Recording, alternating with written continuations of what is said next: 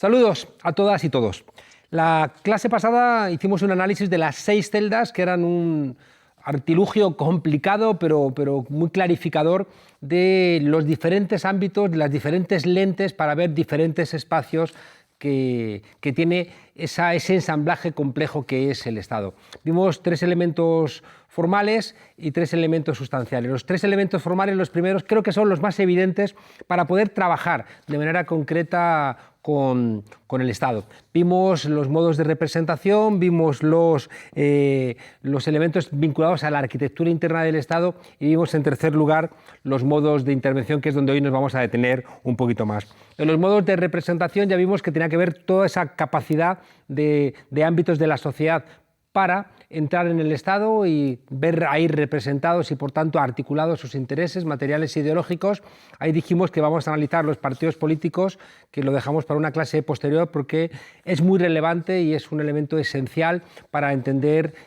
hacia dónde puede ir el Estado, ya que los gobiernos que van a dirigir el Estado, en ausencia de partidos políticos,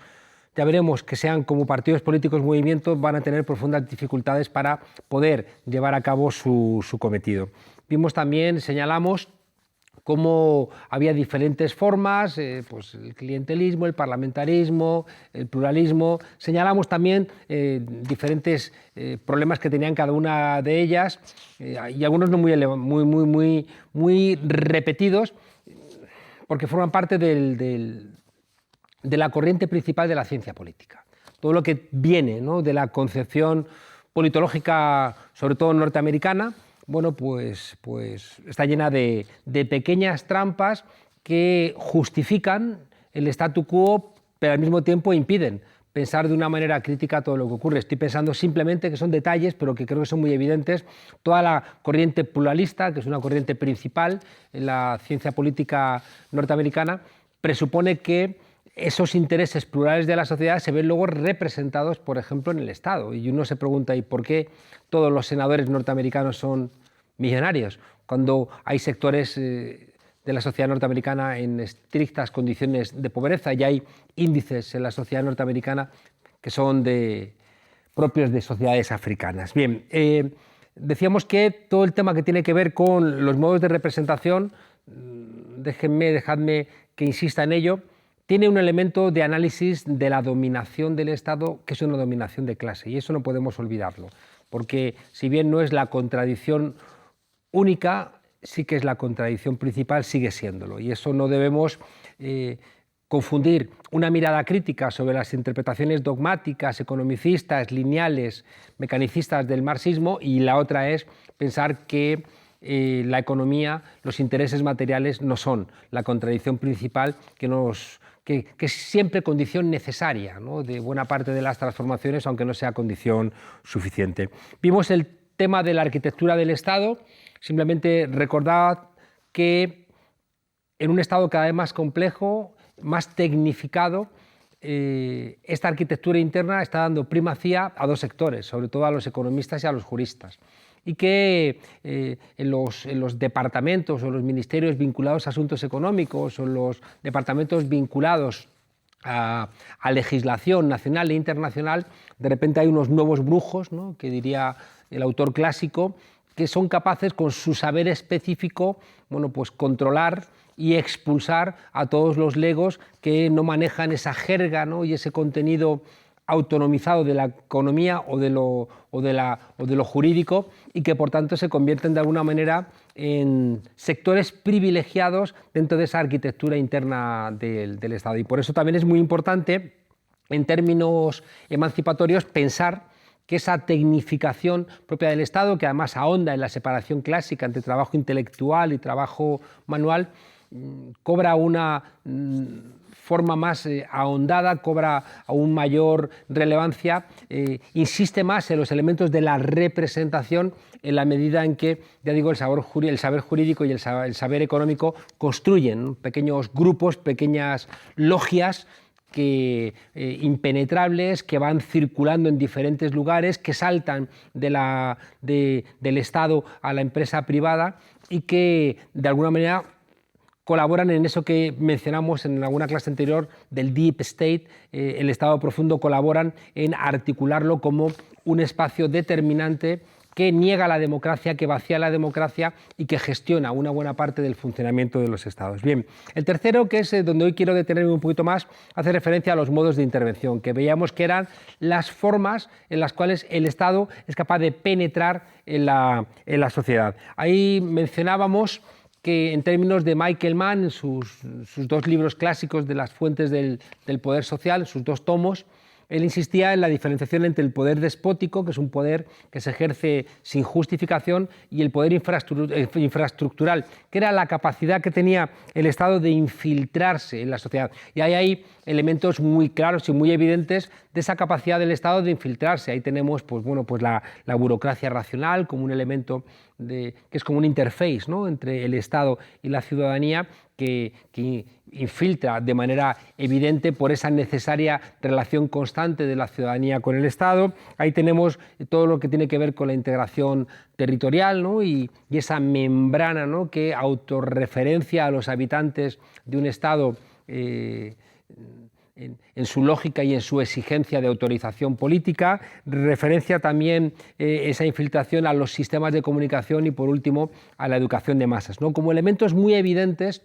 de ese poder infraestructural del que habla Michael Mann. Bien, en el caso de Jessop, con el cual estamos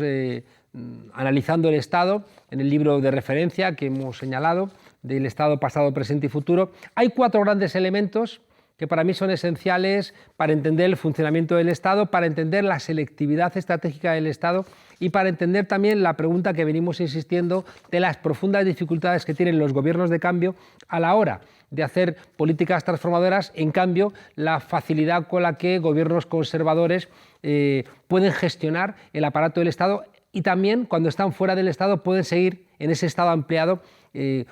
haciendo valer sus intereses materiales y sus intereses ideológicos por esa capacidad que tienen de habitar los espacios reales de poder. Bien, estos 4 elementos son, el primero es, bueno, los tenéis ahí en el cuadro, la coerción, la ley, el dinero y el conocimiento. Vamos a detenernos brevemente en cada uno de ellos. La coerción es muy relevante. La coerción es, en la definición clásica de Max Weber, esa reclamación de la violencia física legítima como el hecho identificador del Estado, no deja de tener un pozo de verdad.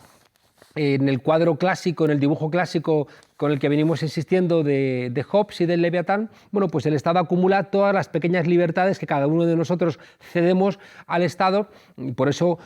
obedecemos esa autorización que damos al Estado, al sumarla conjuntamente pues le da un enorme poder que recuerda a lo que generó, ¿no?, la depresión a Max Weber cuando él se dio cuenta, ¿no?, viendo en Estados Unidos esas máquinas de producción de carne que le recordaron tanto a la construcción de ese Estado burocrático y que al mismo tiempo en la literatura Franz Kafka estaba representando en su obra corta En la colonia penitenciaria o en las obras más de referencia El castillo o El proceso, esa máquina burocrática con capacidad, ¿no?, de aplastar a cualquier ciudadano. Bien, la coerción, simplemente quiero mencionar que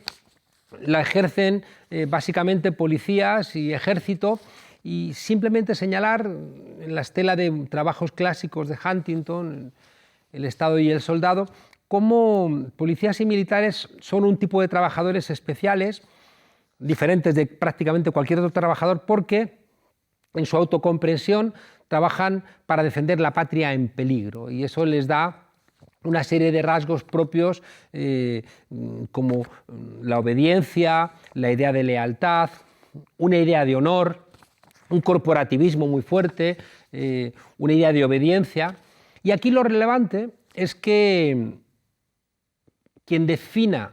cuál es esa patria en peligro va a ganarse el favor de policías y militares para la defensa de esa patria en concreto. De una manera más clara, en el momento en que una buena parte de los militares latinoamericanos, quizá con la salvedad de Cuba y después de la victoria del presidente Hugo Chávez de Venezuela y con Nicolás Maduro, la formación de los militares latinoamericanos ha sido en la Escuela de las Américas, donde aprendían que el principal enemigo de las patrias respectivas eran los comunistas, los rebeldes, los insurgentes, los guerrilleros, dejando fuera de foco la posibilidad de que esos sectores tuvieran una patria alternativa en la cabeza que a lo mejor respondía más a los intereses de las mayorías. Claro, esa formación de militares y policías, donde el principal enemigo de Argentina, de Brasil, de Colombia, de cualquiera de los países latinoamericanos, eran los guerrilleros, eran los que de alguna manera negaban esa patria representada por una burguesía muy servil a los intereses norteamericanos y a los de las multinacionales, generaba en este modo de intervención del Estado en la economía a través de la coerción un elemento diferencial muy fuerte. Por tanto, ahí marca una pequeña idea de la necesidad por parte de cualquier fuerza política de cambio de cambiar esa idea de nación para no enajenarse el apoyo de la policía y el apoyo del ejército, que son un tipo de funcionarios muy peculiares porque portan armas y que, ya digo, por esta condición corporativa, esta condición de defensores de la patria en peligro, por esta condición especial, ¿no?, que se les otorga en sus tradiciones, en sus lemas, en su formación, bueno, pues tienen una idea de patria que no siempre se corresponde con la idea de las mayorías. Ahí se genera una profunda diferenciación. El segundo elemento importante es la ley, ¿no?, la ley y las normas. Y ahí nos encontramos con que hay también profundas diferenciaciones, hay selectividades estratégicas muy vinculadas a quienes han hecho las leyes históricamente, a las facultades de derecho, a las fórmulas de incorporación para ser jueces, a las dificultades, por ejemplo, que han tenido tradicionalmente y siguen teniendo en muchos países las mujeres para poder ejercer la judicatura o para tener puestos de relevancia en los órganos de gobierno de los jueces. Vemos también la relación que hay entre las leyes y las normas y los grandes bufetes de abogados, los que tratan temas de mucho dinero y que de alguna manera, bueno, pues son capaces de seleccionar a los jueces, perdón, a los abogados más eficaces o incluso a los jueces más eficaces que los sacan del sector público para convertirlos en servidores privados. Si buscamos o entendemos todas estas vinculaciones, ya digo, familiares, de formación, universitarias, de revistas, de experticia, nos encontramos con que ese modo de intervención del Estado en la economía a través de la ley también está marcado por profundas desigualdades donde una parte importante de la ciudadanía le está vetado el acceso. De hecho, todos aquellos que no tengan conocimientos jurídicos. Aquí sería interesante recordar esa película hermosa de Sergio Cabrera, La estrategia del caracol, donde un grupo de gente va a ser desahuciada y uno de los desahuciados es alguien a que le van a llamar licenciado, doctor, y que en el fondo es un estudiante humilde que está intentando acabar con muchas dificultades la carrera de Derecho. Bueno, y cómo ayuda a los pobres, igual que en otros momentos de la historia había gente que ayudaba a escribir cartas, ¿no?, a la gente analfabeta. Bueno, pues este aprendiz, ¿no?, o este estudiante de leyes, bueno, puede de alguna manera intentar saber lo que es un recurso y demás, pero en absoluto puede competir con estos grandes bufetes económicos, y aún menos cuando estos bufetes económicos, como vimos en las primeras clases, tanto la economía como la política, como el derecho, como la cultura, en la globalización se convierten en asuntos transterritoriales y, por tanto, veamos la enorme dificultad para que un campesino del Cauca, bueno, pues pueda pensar ni siquiera en bufetes internacionales de abogados. En el tema del dinero nos encontramos lo mismo, ¿no? El tema del dinero, que es una manera de intervenir el Estado en la economía a través de decisiones que implican quién va a tener el dinero. No es igual poner un impuesto directo a las rentas más altas o un impuesto progresivo que gravar a través del IVA los bienes de consumo, que son impuestos claramente regresivos. No es igual, bueno, pues establecer amnistías fiscales para los capitales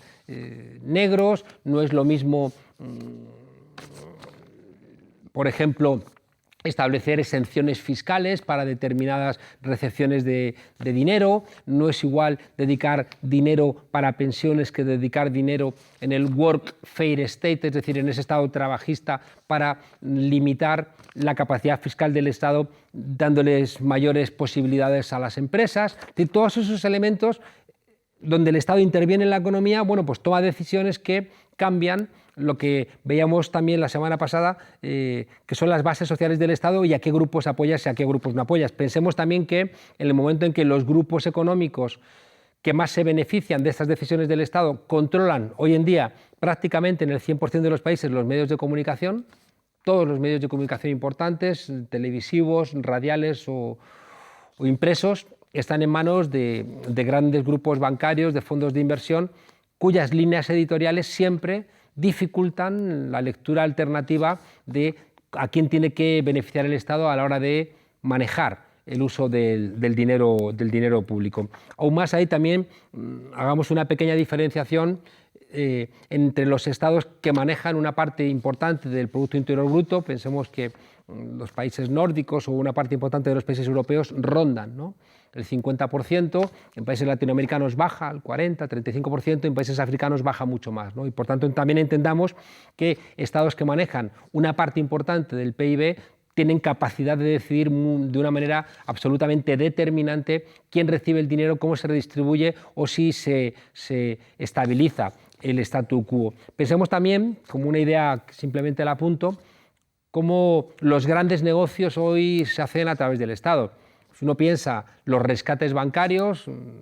los mexicanos de los 80 o los actuales en Europa, bueno, es imposible pensar negocios que generen, como en España, 60.000 millones de euros, 60.000 millones de euros, como una decisión estatal, gubernamental, en este caso, para beneficiar a los sectores bancarios, igual que bueno, todo lo que tiene que ver con el pago de la deuda, etcétera, etcétera, etcétera. Y lo último, que no es menos relevante, de modo de intervención del Estado, junto, ya hemos visto, a la coerción, la ley y el dinero, está el conocimiento. El Estado interviene en la sociedad a través del conocimiento. Y esto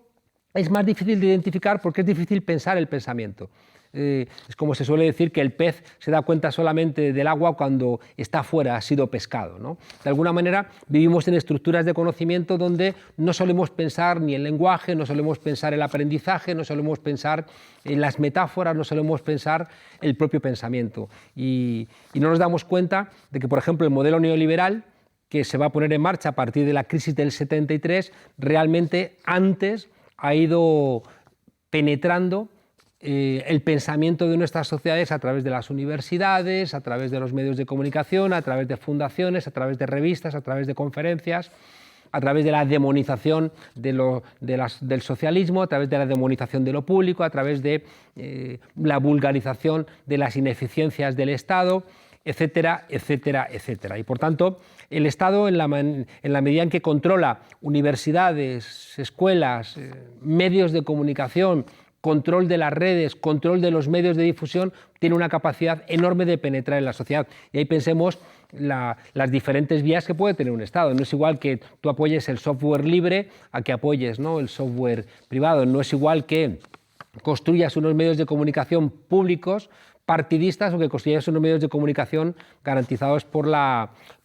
imparcialidad. No es lo mismo que gastes dinero público en publicidad para medios de comunicación afines a que retires, ¿no?, esos apoyos a medios de comunicación que de alguna manera responden a intereses simplemente de minorías. La idea de estos 4 modos de intervención del Estado en la economía quiero que la pongamos en relación con una idea central de Boaventura de Sousa Santos, que es la diferenciación en esa línea abisal o esa línea abismal donde está el norte y el sur. Un norte y sur que no hay que pensarlos en términos geográficos, aunque es cierto que en términos europeos o en términos norteamericanos, si uno compara el norte con el sur, es muy evidente que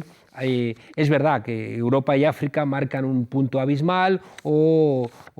de México hacia el sur, pues igualmente se marca un punto abismal en el continente americano. Pero el norte y el sur, en términos de Boaventura, son metafóricos. Es el norte rico, el norte donde funciona el Estado de Derecho, el norte donde hay más clases medias, el norte donde la ley funciona, el norte donde hay mecanismos intermedios y check and balance, es decir, pesos y contrapesos al poder, frente al sur, donde no ocurre nada de eso. Boaventura plantea que en el norte los conflictos se solventan con regulación, mientras que en el sur los conflictos se solventan con violencia. Bien, y aquí tenemos que hay 4 grandes elementos que tenemos que clarificar, porque creo que son muy relevantes y que es el corazón de la clase de hoy. Va a plantear Bob Jessop, lo mencioné de pasada en estos días anteriores. Jessop dice que el Estado es una condensación institucional donde se reflejan cómo se han solventado los conflictos en el pasado. Y por tanto, los que han ganado las batallas en el pasado van dejando un sesgo en el Estado.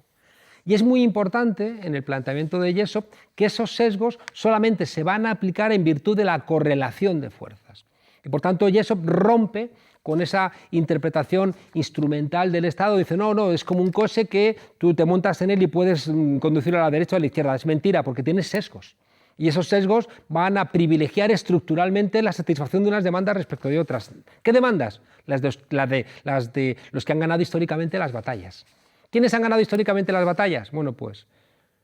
los hombres a las mujeres, el capital al trabajo, los blancos a indígenas y negros, o bien el centro a la periferia, y el productivismo o el extractivismo a la defensa de la naturaleza. Este último es relevante porque a menudo en todos nuestros análisis no nos damos cuenta de que hay un sustrato que es el planeta Tierra, que solamente hay uno, y que por tanto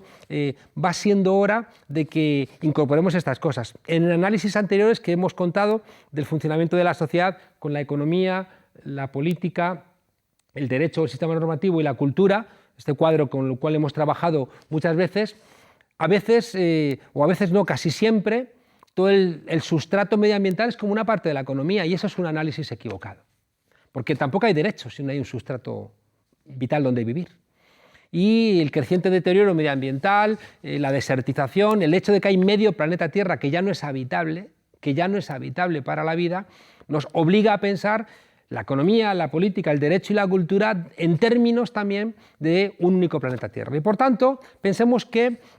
esto que hemos estado viendo de la intervención del Estado en la economía, ¿no? A través de la coerción, la ley, el dinero y el conocimiento,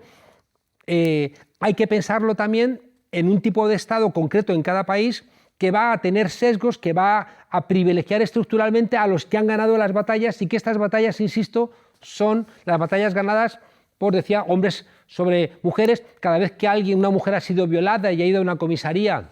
a denunciar la violación, y en la comisaría le han dicho, bueno, olvídese, déjese de tonterías, me ha violado mi marido, no, su marido no puede violarla porque por eso es su marido. Esas victorias son las que luego explican, bueno, cómo en la propia ley la diferenciación entre un abuso sexual puede incorporar elementos que desde el punto de vista de las mujeres son violaciones, pero desde el punto de vista de los hombres no. ¿Por qué? Porque en esa propia lógica, a menudo, y es muy típico del derecho europeo, los hombres han privilegiado en la agresión sexual que la mujer no fuera agredida perdiendo su virginidad, ¿no? Entonces, esa idea de la virginidad como un trofeo masculino se traslada al propio derecho, y que está implicando una subordinación de la mujer donde su condición de mujer agredida pasa por la interpretación que los hombres hagan de lo que significa esa propia agresión, ¿no? Entonces, como vengo diciendo, esa victoria de los hombres sobre las mujeres se traslada al derecho, pero se traslada a otros lugares, se traslada a las canciones. En España hay una canción típica, ni más ni menos que la letra, y que se ha cantado tradicionalmente en todas las fiestas de España, donde el estribillo dice: el cristal cuando se empaña se limpia y vuelve a brillar, la honra de una mocita se mancha y no brilla más cuando un hombre se la quita, ¿no? Entonces, sin darnos cuenta, esas victorias, y por eso es tan importante la idea del Estado ampliado, no solamente se expresan en las leyes, se expresan en las referencias simbólicas, en las vírgenes y en los santos, en los cuadros, en la manera de vestir, en las propias tradiciones, en la arquitectura.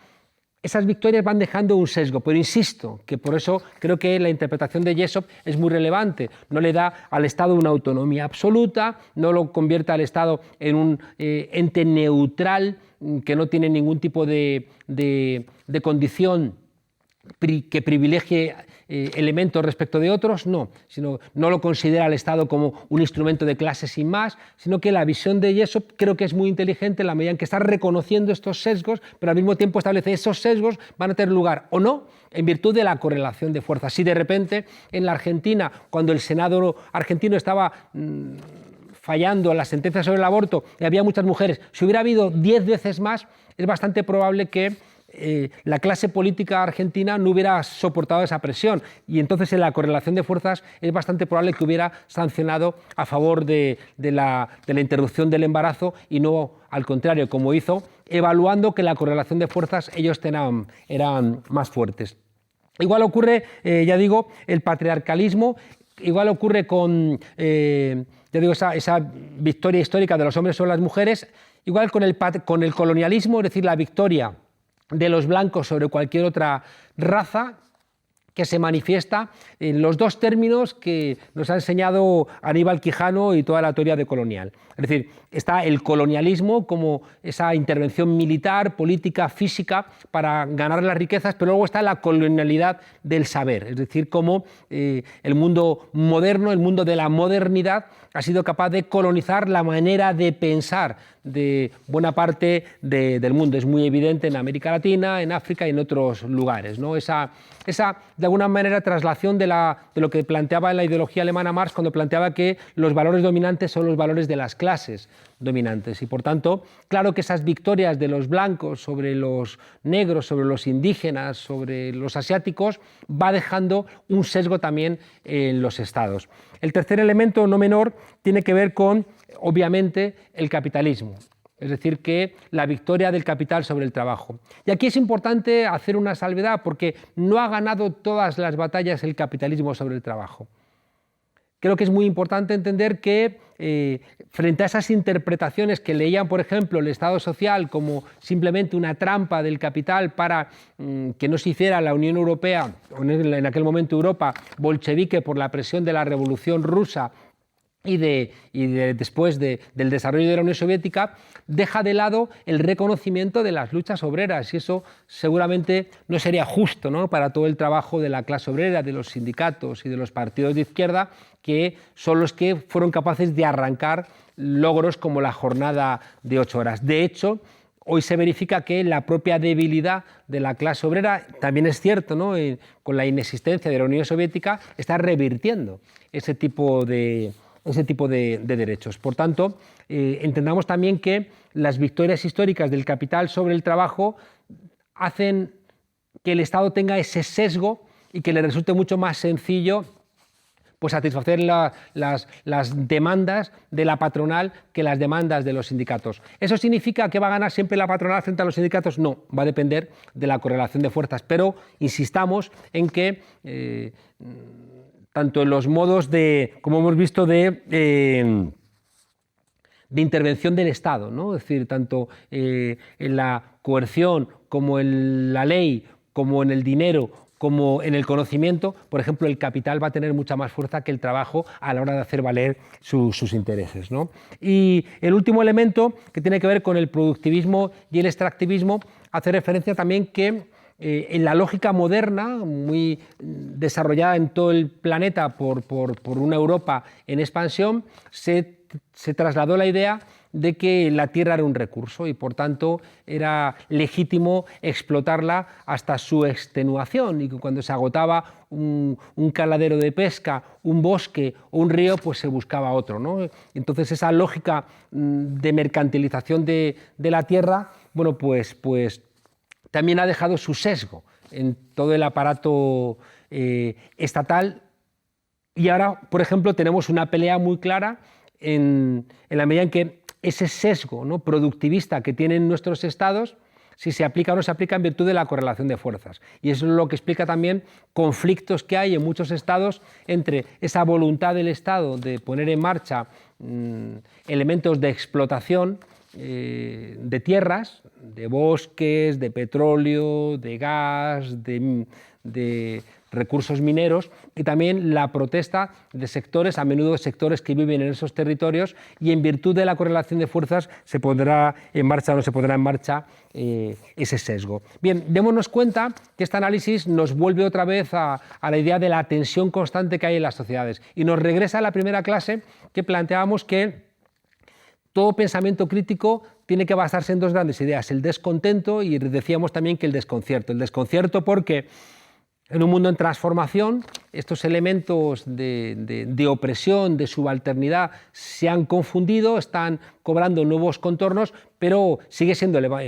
esencial. Y decíamos que en la medida en que no nos duelen las cosas, prácticamente es imposible transformarlas, y por eso habíamos mencionado esa ecuación de doler, saber, querer, poder y hacer. Bien, esta tensión constante, recordemos también, está muy vinculada, veíamos, a la propia naturaleza humana, en la condición que tenemos los seres humanos como con ese ángel cooperador y ese demonio superviviente que tenemos todos los seres humanos, y que, una vez más, la discusión entre esos dos ángeles se va a poner en marcha en virtud también de las herramientas sociales. Es verdad que los hombres pueden tener una tendencia depredadora con las mujeres, pero los elementos de cultura hacen que no ocurra eso y que no se tengan esos comportamientos. Y por tanto, todos los biólogos, y esto no lo olvidemos nunca, todos los biólogos nos invitan a reconocer las determinantes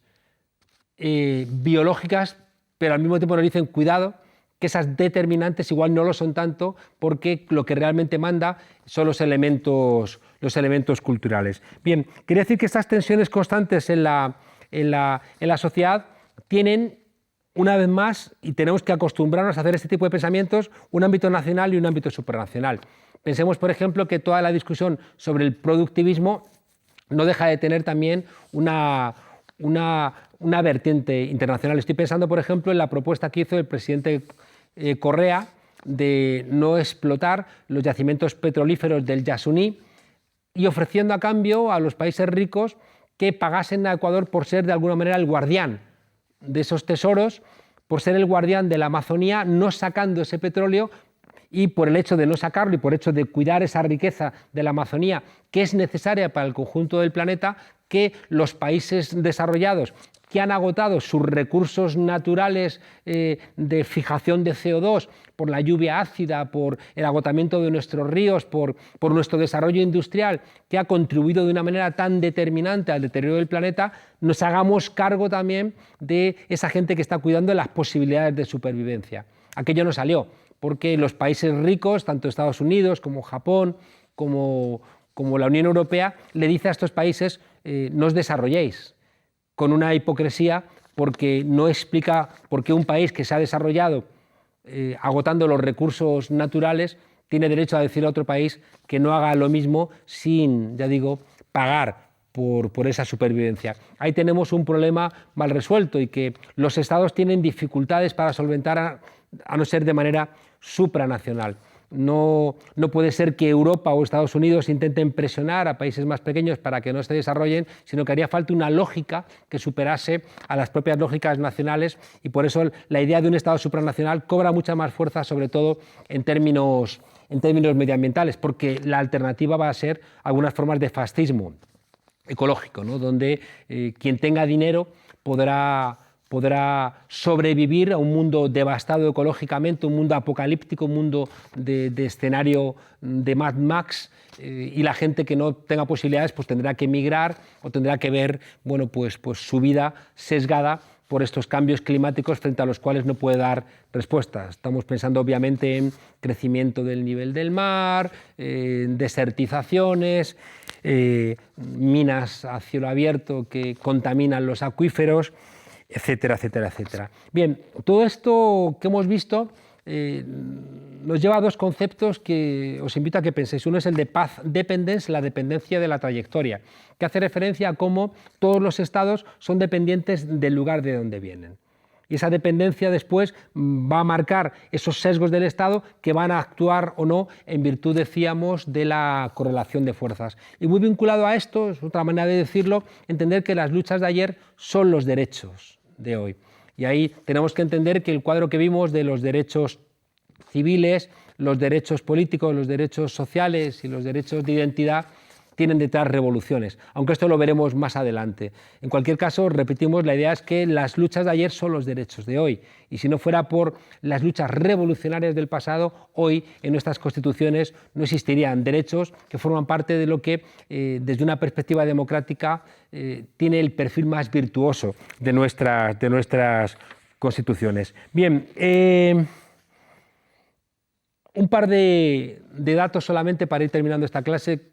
para no hacerla demasiado densa. Hay un ejemplo que me gusta recordar, que es el Ejército Zapatista de Liberación Nacional, cuando tuvo que firmar los acuerdos de San Andrés, citó al gobierno mexicano no en el Palacio de los Pinos, sino al sur, en Chiapas, en una cancha de básquet, donde los representantes del gobierno tuvieron que sentarse en sillas de plástico, que eran donde ellos habían desarrollado su lucha contra el gobierno de esa dictadura perfecta del PRI. Eso no es un capricho, ni responde a una idea simplemente de una estatolatría, ¿no?, donde hay una adoración al Estado. No, es simplemente que un indígena en el Palacio de los Pinos, vestido de indígena junto a un funcionario gubernamental con su corbata, su traje, están en desigualdad, están en una clarísima desigualdad de condiciones. ¿Por qué? Porque ese palacio, los ujieres, los cuadros, la propia lógica, su firmeza de estar en su propio territorio, la seguridad de estar rodeado de iguales, de funcionarios, de una serie de protocolos de medición del tiempo, de usos y costumbres propios de la burocracia, le dan al funcionario del Estado una primacía, donde el indígena se siente claramente desubicado y no tiene la justificación del peso de 200, 300 años que justifica a ese funcionario del Estado. Y por tanto, sacarle de ese espacio es de alguna manera hacer una cesura, hacer un corte en esa paz dependencia, en esa dependencia de la trayectoria, es hacer una cesura en esa historia acumulada de los que han ganado las luchas, porque ese funcionario en el Palacio de los Pinos está representando la victoria de los blancos sobre los indígenas, del capital sobre el trabajo, de los hombres sobre las mujeres, de los productivistas frente a los defensores de la tierra. Y por tanto, es importante entender que esa ruptura es una manera también de ver cómo el Estado incorpora todos esos sesgos que son invisibles al ojo y que nos lleva a la clase primera, cuando planteábamos que un buen politólogo tiene que actuar como un arquitecto que ve un edificio por fuera y ve las estructuras simplemente con identificar su propia fachada. Bien, decíamos que habíamos visto antes que en la línea abismal que había dibujado Boaventura de Sousa Santos, donde en el norte se solventa con regulación y en el sur se solventa con violencia, analicemos rápidamente los 4 elementos de ese sesgo del Estado. En el patriarcalismo es evidente, ¿no? Cualquier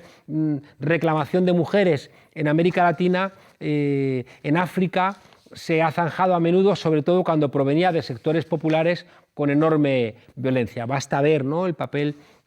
terrible que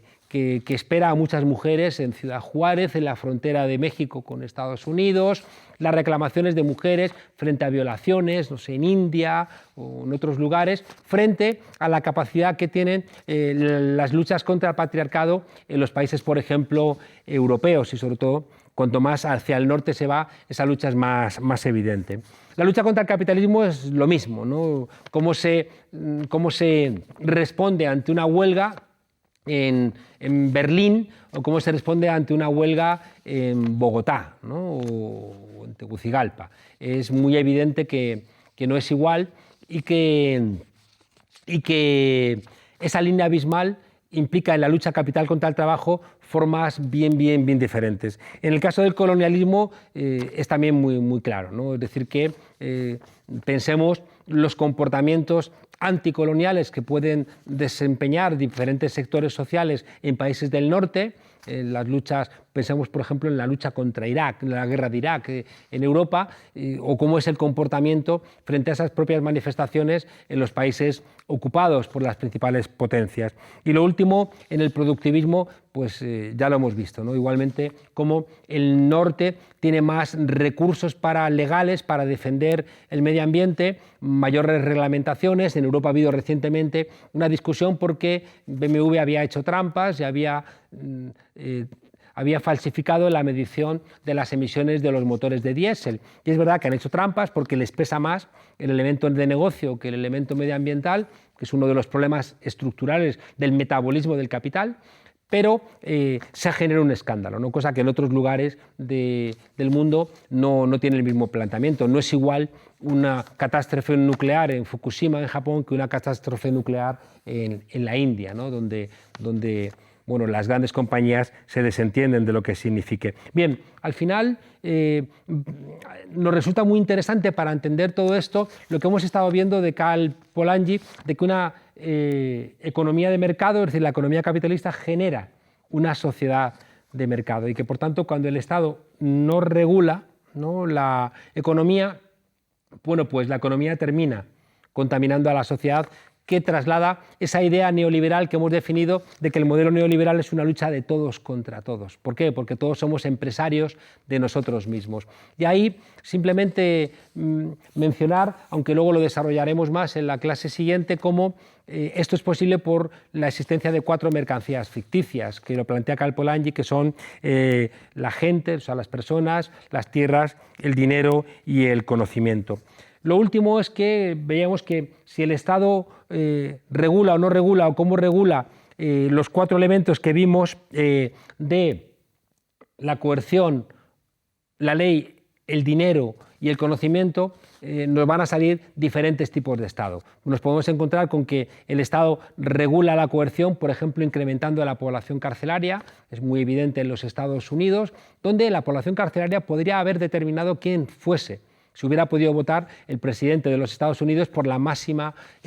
representación de negros y de latinos entre la población carcelaria en comparación con su porcentaje. Hay más blancos, ¿no?, que latinos o negros, pero en términos de porcentaje los negros y los latinos están sobre representados en las cárceles. Igual con la ley. La ley se puede llegar a privatizar y ya hemos dicho cómo ese traslado entre la abogacía del Estado o los funcionarios públicos y los grandes bufetes de abogados hace que la ley de alguna manera se privatice y por tanto en esa regulación se convierte en el fondo en una no regulación. Con el dinero ocurre lo mismo, es decir, la privatización de los bancos, incluso de los bancos públicos, se puede pensar en términos democráticos como una cesión, bueno, que debiera haber sido irrenunciable. Hoy los bancos son generadores de dinero, al margen del dinero que genere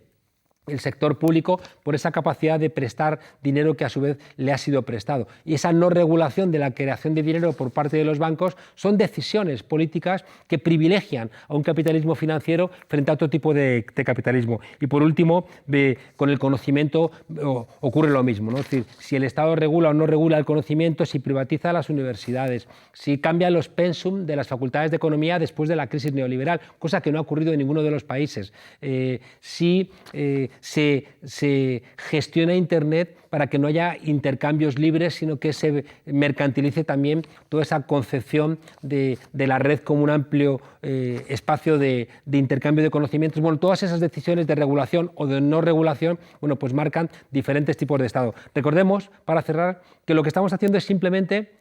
compartimentando miradas al Estado para entender algo que, si no en su gran complejidad y amplitud, nos abrumaría. De alguna manera los politólogos tenemos que mirar al firmamento y podemos ver miles de estrellas y nuestra idea es intentar dibujar constelaciones para intentar encontrar algún tipo de sentido. Hasta la siguiente clase.